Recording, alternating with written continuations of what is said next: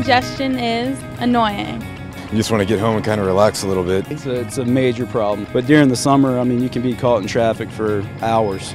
This is a Transportation TV News Close-Up, the King of Congestion.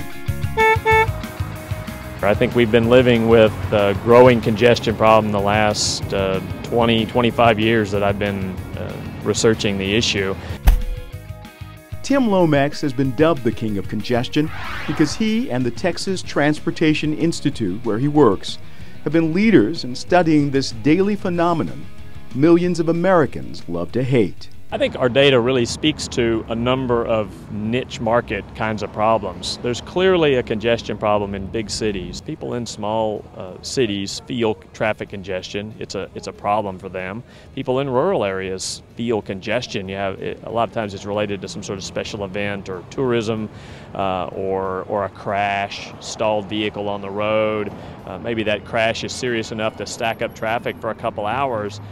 The whole economy of those areas and of the freight that moves in rural areas between big cities is based on a free-flowing traffic system. Lomax says despite what you might think, traffic congestion has eased by about 10% nationwide since 2008, due mainly to high unemployment and fewer drivers on the road due to the struggling economy and higher gas prices. The bad news is the downturn can't last. I think it's important to look at this as sort of a respite. It's not a solution. It's a time when we can roll out new transportation programs, policies, projects, and get the public to see the effect of them. Lomax says this temporary downturn in congestion offers America an opportunity to get ahead of the problem. The solutions include putting systems in place to remove traffic accidents more swiftly, synchronizing signal lights to improve traffic flow, reducing demand by increasing access to options like teleworking and van pooling, and giving the states the necessary resources to add more lanes for traffic. I think the answer is we need to be doing everything. Certainly in growing areas we need more capacity. That's probably going to be a mix of new roads, new streets, new freeways, new tollways, and new transit routes, new rail and bus lines, facilities.